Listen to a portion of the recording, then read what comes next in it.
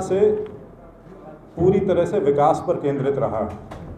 और जहाँ तक आदमपुर का भी सवाल है, हालांकि यहाँ पे पहले कुलदीप जी एमएलए थे दूसरी पार्टी से, लेकिन आदमपुर का जहाँ तक विकास का सवाल है उसमें सरकार ने अपनी ओर से कोई कसर नहीं छोड़ी।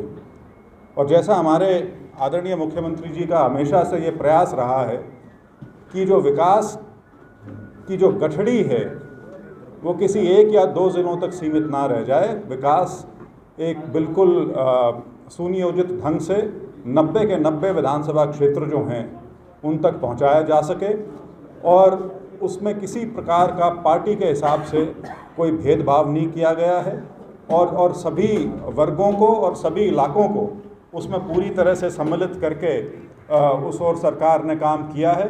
यही कारण है कि 2019 में लोगों ने दोबारा आशीर्वाद दिया और दोबारा सरकार चुनी गई। उससे पहले लोकसभा का जो चुनाव था वो तो आप सबके सामने ही था। बहुत भारी बहुमत से भारतीय जनता पार्टी जीती थी। और जहाँ तक आदमपुर की यदि मैं बात करूँ जानकारी के लिए, हालांकि आंकड़े गिनाने का कोई अवसर तो नहीं है, लेकिन फिर भी मोटी सी बात यह है कि पिछले 8 साल में जो आदमपुर के हमारे 54 गांव हैं और मंडी है उसमें करीब करीब 605 करोड़ रुपया व्यय किया गया है सरकारी योजनाओं के तहत। चाहे वो पानी का हो, चाहे वो सड़कों का हो, चाहे वो पुलों की बात हो, उसके अलावा अन्य जो विकास कार्य जो ग्रामीण स्तर पर होते हैं वो उसके अंदर सम्मिलित हैं। हाँ, ये ज़रूर है कि यदि लोकल विधायक भी सरकारी पक्ष का हो तो वो जो आम जन की जो रोज़मर्रा की जो दिक्कतें होती हैं उसमें थोड़ी सुविधा ज़रूर होती है, ये मैं मानता हूँ हमेशा से। बड़ी योजनाएं जो हैं जैसे मैंने जिक्र किया ये अपने स्तर पे काम करती हैं, लेकिन लोगों की जो ग्रीवेंसेस हैं उसका लोकल एमएलए से सीधा सीधा डायरेक्ट वास्ता पड़ता है। और मुझे पूरा विश्वास है कि इस चुनाव में एक बहुत ही युवा चेहरा आदमपुर की जनता के सामने है। हालांकि वो चेहरा नया है, लेकिन उसकी जो पारिवारिक विरासत है, राजनीतिक विरासत है, वो बहुत पुरानी है। और आदमपुर का तो पर्याय है।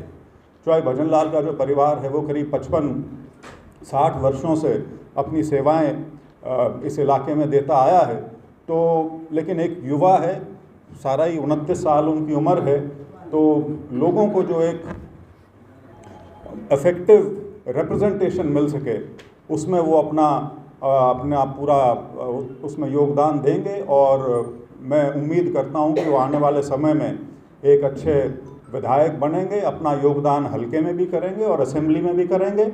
और हमें ये ज़रूर है कि पार्टी के नाते हमारी संख्या में एक और एमएलए की वृद्धि 6 नवंबर को हो जाएगी। धन्यवाद। आपके और कुलदीप बिश्नोई जी के बयानों में बड़ा विरोधाभास है। वो कह रहे हैं 26 साल से वनवास काट रहे हैं, हमारा विकास ही हो रहा है। कोई मुख्यमंत्री आ गया उसने आदमपुर को पेश किया, आप कहते हैं सारा ध्यान रखा। नहीं, मैंने तो जो 8 साल भारतीय जनता पार्टी के हैं उसका जिक्र किया है। और जैसे मैंने आपको एक मोटा सा आंकड़ा दिया, कहें तो डिटेल्स भी दे देंगे। पिछले 8 साल में करीब 600 करोड़ से ऊपर के काम आदमपुर के हुए हैं। बहुत सी परियोजनाएं ऐसी हैं जो अभी जिन पे काम भी चल रहा है। और देखिए, आदमपुर का एक विशिष्ट स्थान रहा है। आदमपुर में बहुत लंबे समय तक आदमपुर सत्ता का केंद्र रहा है।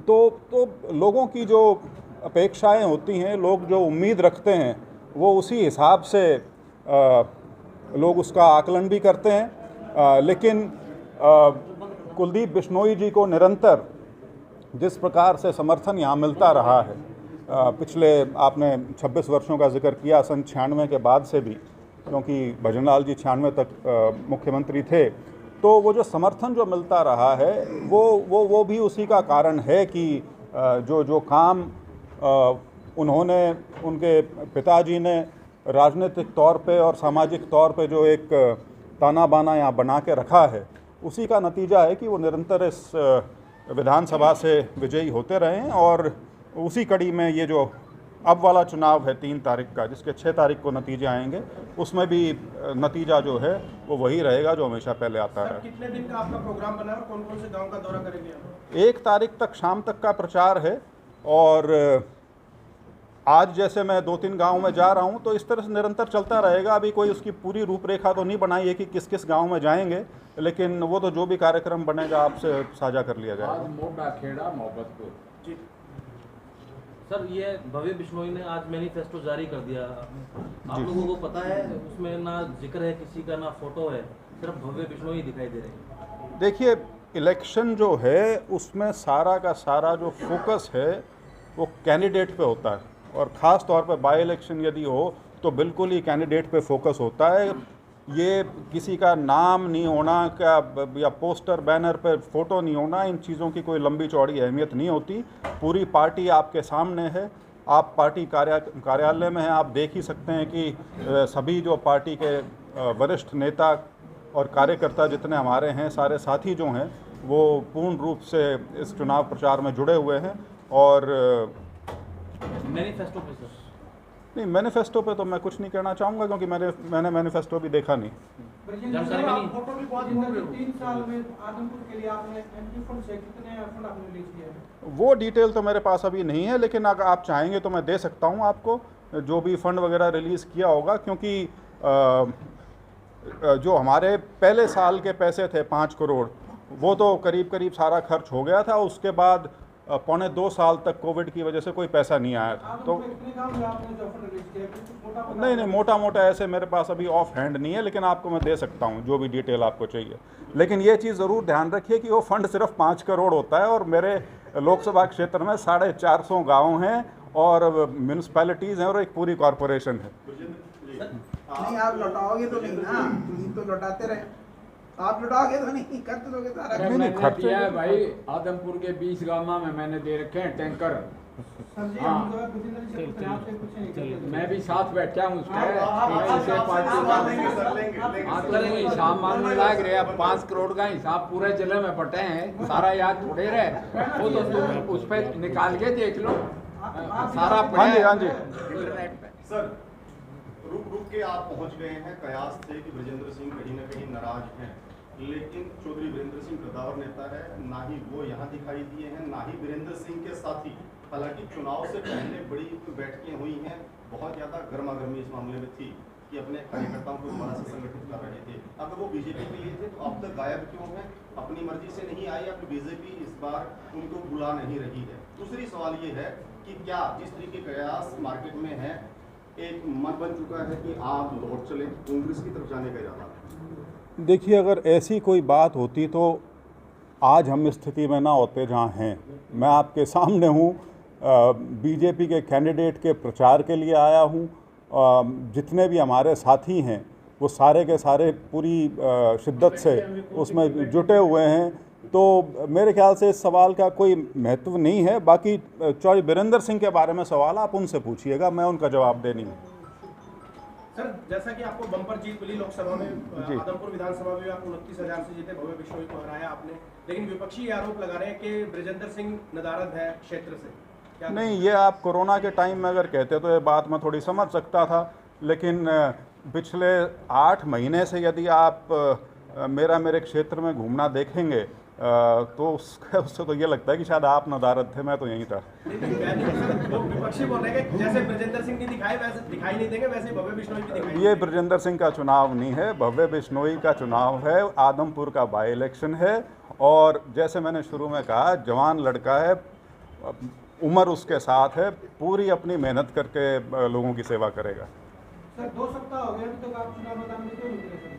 मैं चुनाव नहीं लड़ रहा जी, चुनाव भव्य बिश्नोई लड़ रहा है।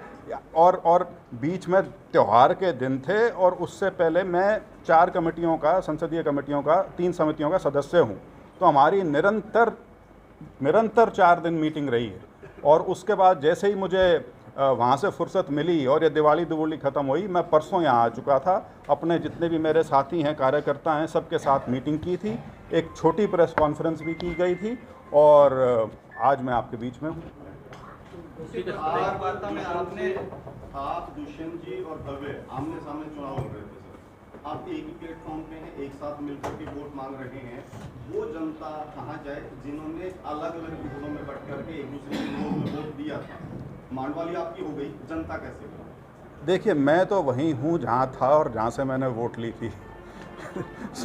मैं तो अपनी पार्टी के लिए, अपनी पार्टी के उम्मीदवार के लिए प्रचार में आया हूँ और वोट मांगने के लिए आया हूँ। बाकी जो आपने जिक्र किया भव्य का और दुष्यंत जी का, तो राजनीति है, संभावनाओं का खेल है। तो संभावनाएं बहुत कई बार ऐसी हो जाती हैं जैसी आज हमारे बीच में है कि तीनों एक ही साइड में खड़े हैं। उन्होंने एक बयान आया था जी आपका भिवानी में, आपने अपने सांसदों की और विधायकों की तुलना कुत्तों से की थी। बोल रहे थे आप, मतलब ऐसे लोग पीछे बढ़ते जैसे पागल। ऐसे कॉन्फ्रेंस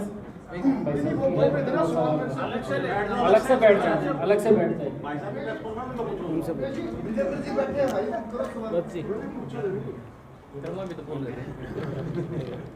आज का एक दिवसीय कार्यक्रम है या फिर लगातार? नहीं, लगातार है जी, आज भी है और मेरा 30 तारीख के भी 3-4 गांव के प्रोग्राम हैं। मेरे ख्याल से सुंडावास और बांडा एडी का तो कंफर्म्ड है और उसके अलावा 1-2 और बनेंगे और उसके बाद 1 तारीख तक निरंतर रहेंगे। सर, कुलदीप बिश्नोई कहते हैं कि अब तक आदमपुर के निवासियों को लाभ नहीं मिला है। क्या कोई ऐसी योजनाएं हैं जो आप कुलदीप बिश्नोई, भव्य बिश्नोई के साथ मिलकर आगे आने वाले दिनों के अंदर आदमपुर को सौगात दे सकते हैं? नहीं, सौगात देखिए, पब्लिक फाइनेंस जो है वो पब्लिक का पैसा है, उसको सौगात नहीं बोलना चाहिए कभी भी। सरकारी तंत्र में जो पैसा है वो लोगों की ज़रूरतों के हिसाब से और जो फाइनेंस अवेलेबल है उसके हिसाब से बढ़ता है। मैंने शुरुआत ही यहीं से की थी कि पिछले 8 साल में विकास योजनाएं जो आने वाले दिनों के अंदर आप आदमपुर के अंदर लेकर के आने वाले हैं? नहीं, मैंने वही शुरू में बताया है कि 600 करोड़ से ज़्यादा के काम तो यहाँ ऑलरेडी पिछले 8 साल में हो चुके हैं, तो आगे भी वो और गति पकड़ेंगे, ऐसा मेरा विश्वास है। कह रहे हैं कि हुए ही नहीं है। वो कांग्रेस वाली बात कर रहे हैं। नहीं, चलिए वो एक किसी और का सवाल है।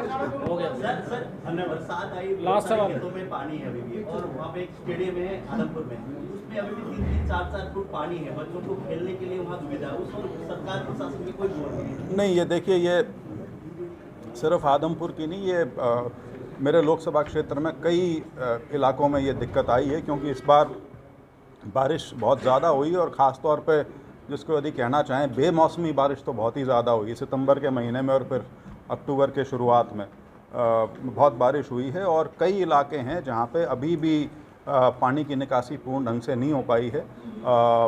तो उसके प्रति मैं प्रशासन से निरंतर संपर्क में रहता हूँ और बहुत जगह बहुत काम हुआ भी है, पानी की निकासी भी हुई है, राहत भी हुई है।